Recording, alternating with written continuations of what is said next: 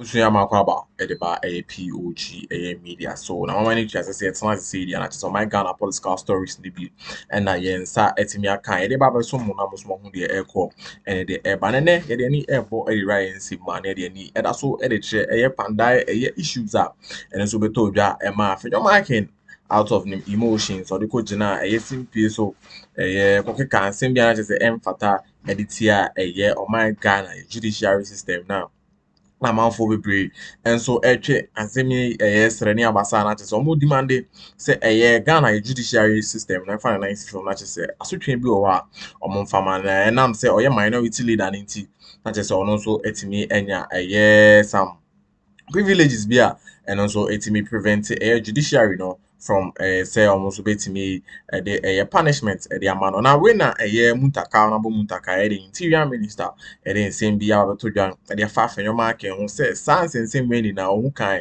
now friend on to no for na kamia koye so amfa futu no amfa anya hwe a ono so and so Afenyo marking say the next parliament meeting no ombra na se so ono so fa nkutudwe emegu form na se so ompa achew now maybe so judiciary Ghana judiciary system na say Ghana Bar Association or maybe and so almost so before say parliament punishment I say nefata the beba na busu me say beje brania boy there are something with us. So typically if any ordinary lawyer makes these statements, they will be on the way to actually go to jail for contempt. But he is minority leader, so he has a certain leverage, and he's doing a certain public commentary, which perhaps the democracy will permit. I'm worried because, Robert, we're in November. Remember last year this time, what he was saying about the court. And since then, I don't know whether this High Court judge who was appointed this year. I mean, you see, my worry is that, and all of us sometimes get guilty of it when the emotions come, but you have to be careful the way you do the criticism. Because this one, like I said, that's why I'll call it insinuations. It goes beyond just criticizing the decision.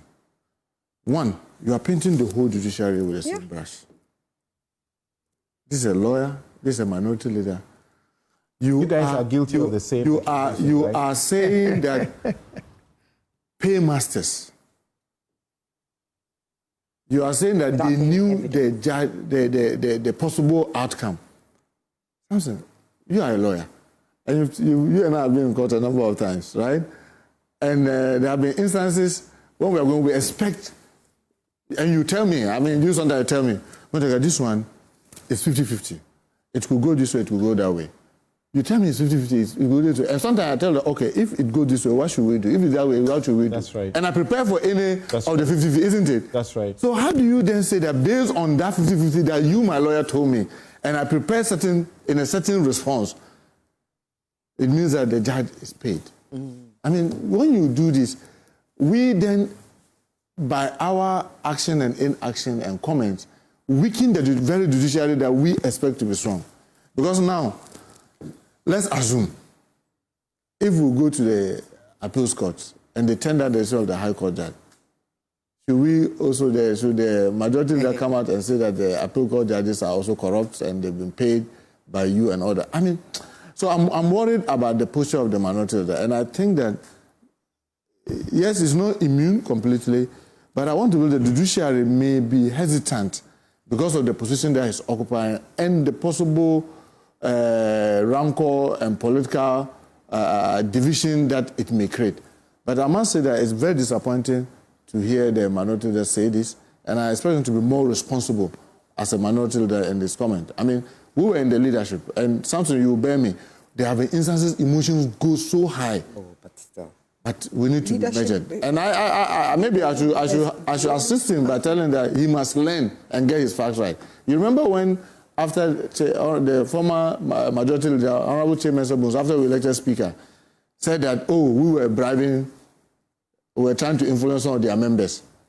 Then, out of emotion, I said that, you who were trying to influence the other. In the case, you even were trying to get some swing judges to influence some members. You remember the heat I had to go through? I had to apologize because Yeah, I had to apologize. I didn't mention any specific name.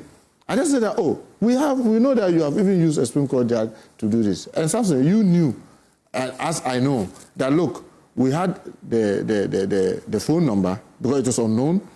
We had the conversation 8 minutes, but the court will not give us the order for MTN to give us the audio. So I said that, look, you, my colleague who told me this information, you told me you have recorded it, not knowing that it was swept, it was clean on her phone. So we didn't have it. And everybody said that, oh, look, but this one, Sam George is the communication minister. So he was the one who did all the tracking, all the numbers and everything with Lawyer Tatuchi Carter and others. They were all insisting that, no, Muntaka, you have to stand your ground. I said, no. Ethics should be very, very important. Once we cannot get the actual evidence, it will be unfair for the other Supreme Court judges. Because if I had mentioned a specific judge, it would be between myself and that judge. Now I've said the whole Supreme Court judges. And now the very evidence we're relying on is destroyed. And we can't have it from the court because the court will not grant us to go to MTN to get it. I think that the most decent thing to do is to apologize. And I did apologize. And I have no regret apologizing because if it was down to me, I expect an apology. I want the minority leader to know that being in leadership position comes with a lot of responsibility. And managing that with your emotion and what you say and what you don't say is very, very important. And also, as is the lead person, I was a whip. You, the majority, have already pushed him to the wall, especially with this ECOWAS Parliament matter. Yes. And now they actually held a press conference just yesterday, Patricia PAJ, the deputy, asking the speaker to apologize and so on, and then the petition citing him to the Privileges Committee to be withdrawn unconditionally, among others. But I mean, why do you cite your minority leader to appear for discipline at the Privileges Committee? When we were taking that decision in the chamber, try and get the video, I spoke and I gave the history. I'm with all humility, Samson, and with the greater respect to our listeners, I am nobody.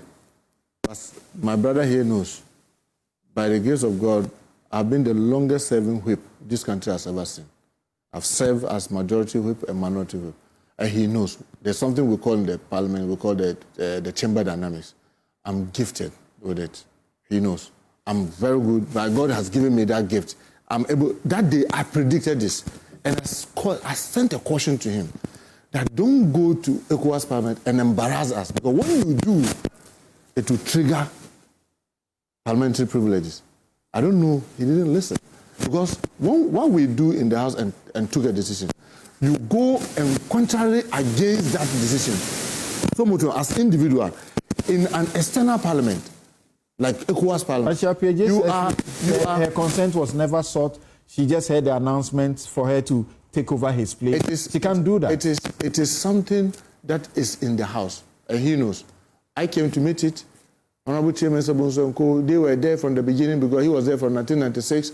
When they created the parliament, they did decide that it's a mixture of leadership and middle and back benches. So, for example, in ECOWAS, it has always been the chief whip on both sides. Then you have other members going. Then in Pan-African Parliament, you have the deputy speaker, the deputy leaders, and other members going. By the time it got to my turn as whip, I was already a backbencher member of the Pan-African Parliament. Then I persuaded the House that, can you kindly allow me, I've built some experience here, instead of switching to ECOWAS Parliament, to remain in Pan-African Parliament. And the House graciously agreed. That's how come the regime then changed. Then the whips now are in Pan-African Parliament and deputy leaders. So it is for the position. So if, for example, we send a deputy majority whip, and then you lose that position, you are supposed to be out. In my case, remember when we were removing leadership? In fact, they were attempting to replace me. Then, but I was chairing the Finance Committee of Pan-African Parliament.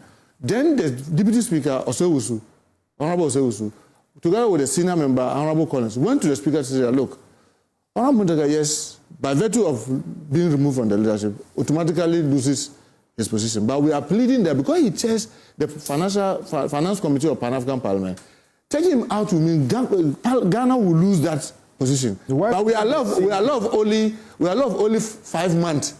Why couldn't the same thing be done for Afenyo?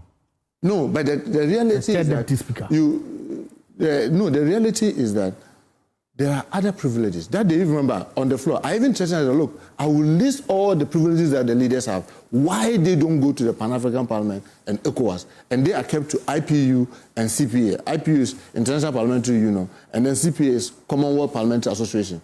The privileges the leaders have in the House, believe me, it is something that you, if you are a backbencher and you hear it, you are not careful. Every day you'll be fighting with your leader. But in any case, the deputy says, I don't want my leader to keep it. Because, no, you see the optics of it. And I'm sorry to say that you can't expose private conversations. Look, it is not for her to say that I don't want. Because it's a position that is meant for her. Yes, I know there have been instances where people say that, like Bedra. No, sorry, Aveji. Aveji was supposed to go. Then he says that, look, I'm leaving it for Bedra, Honorable Bedra to go. I will keep the chairing of the public accounts and allow Honorable Bedra for my caucus to go replace me. But even that, the House has to take a decision. And the House took a decision, said, okay, we agree with you. In this case, the House disagreed with him.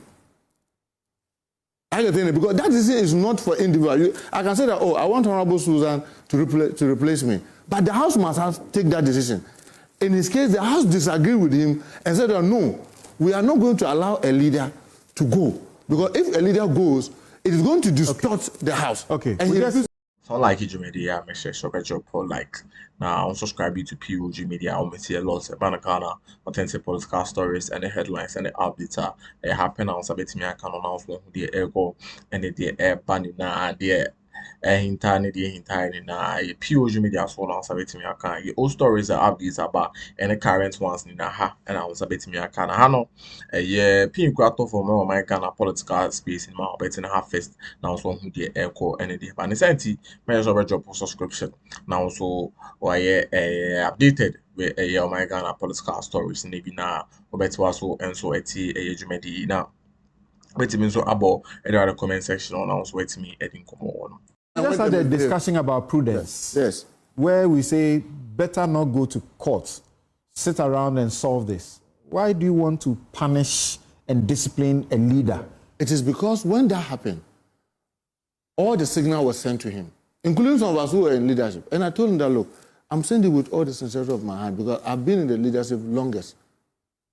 And the speaker, fortunately, has also been in the House much longer than me. And he has been in the House because he served as minority leader and all deputy speaker longer. So please don't. And we thought that he was going to take clue. But he still insisted and went to Abuja and, for lack of a better word, misbehaved and embarrassed the country. And for that, he has to be punished. If you don't do that, what precedent will you be setting tomorrow? When the House takes a decision and sends you a signal that we know you can go and do this, if you do, there will be these consequences. And then you still go ahead and did it and created all the embarrassment in Abuja. And if you get away with it, because you are a minority leader, tomorrow if another member does the same, what will we do? Okay. So I come to Japan Mesa, and the Interior Minister has to leave us. Thank you very much. Honorable Nus Seni is still on the line with us as well. On this Matuyindam situation, Japan Mesa, look, so they go to the court and they say 41, is it, did I say constituencies? 41 polling stations are affected. And then eventually the judgment affects the whole process.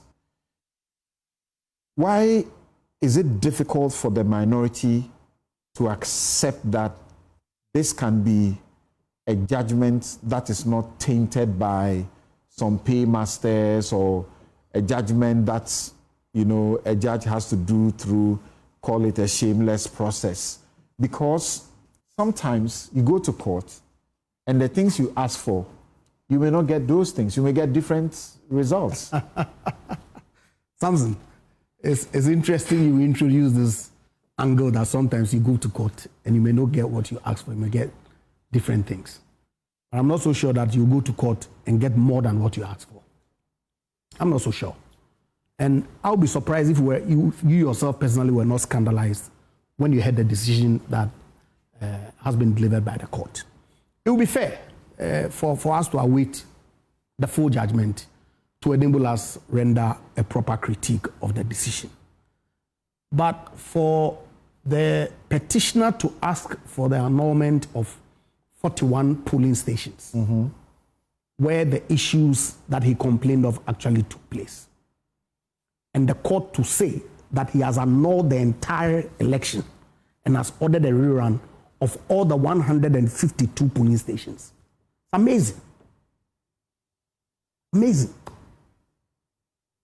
course, you remember the elections petition, Akuffo versus the Electoral Commission, John Mahama, the kind of statements that the Supreme Court made, that you cannot invalidate the vote of voters merely on account of some action not having been taken by the electoral officers.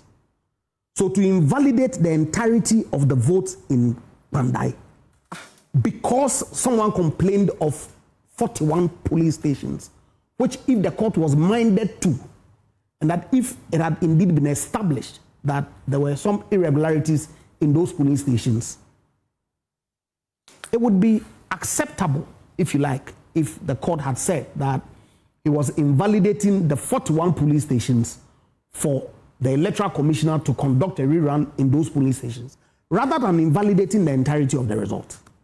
It's surprising to me that our friends... Do you know, we don't have any of the lawyers on the platform now, but do you know what must have led to invalidation of the entire rather than the 41? Because it is possible that in assessing the 41, the judge could have come to a decision that the 41, they taint the rest. Yep. How so? When evidence would have been laid on the 41 police stations that the petitioner himself complained of. How so? The rest of the police stations were not an issue. Okay?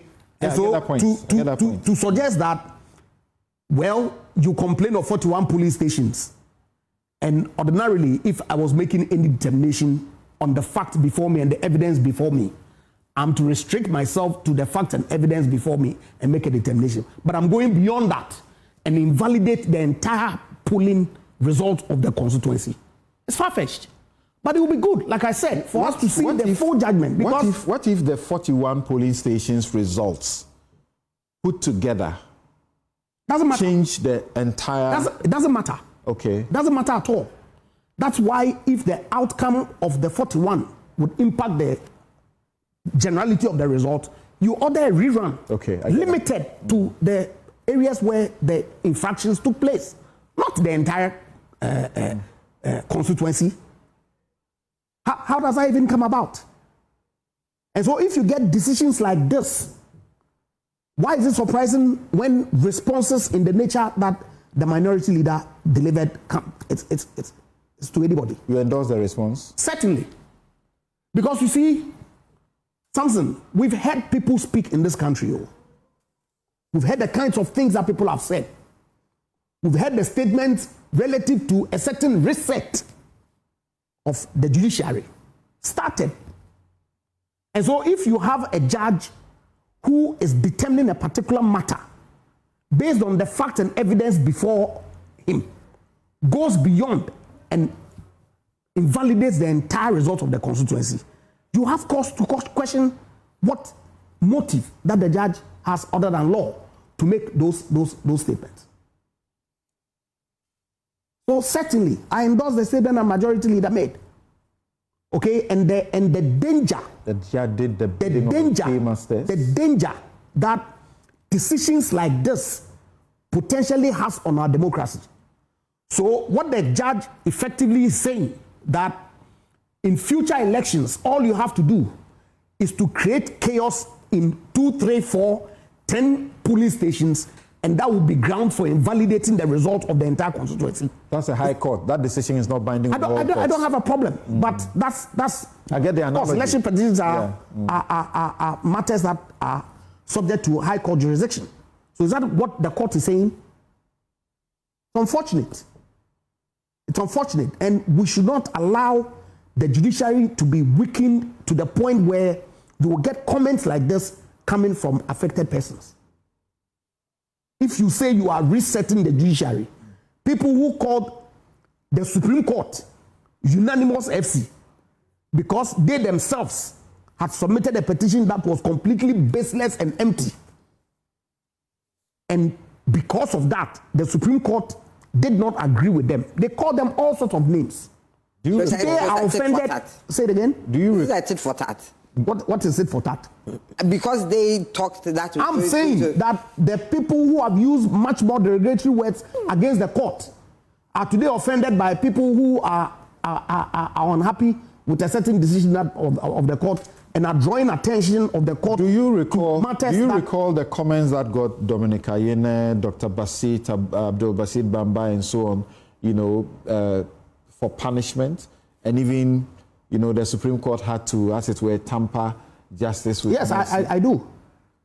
They were not this, They were not like this. Well, but of course, that was during the pendency of the matter before the court. The court has delivered this decision, okay, and the minority is entitled to criticize it. And if the outcome is suggestive of something other than law, how else do you want them to conclude? That's not an objective view. What would be an objective view then? I'll bring what's the name? I'll bring Inus of Seni on shortly. But as I mentioned earlier, and then we'll come to Susan, I want her to hear from the lawyers first. And I have a couple of questions for Inus of Seni as a lawyer. The conduct that his side, the NDC side, put up in Parliament. So in 2020, Daniel, who has gone to court now, won with 52.11% of the votes, and then Matthew Yindam lost. He had 47.55%, and then in 2024, Matthew flipped the chart. He had 53.31%. And then Daniel had 46.69%, and that is where he's unhappy and has gone to the court. We'll be right back.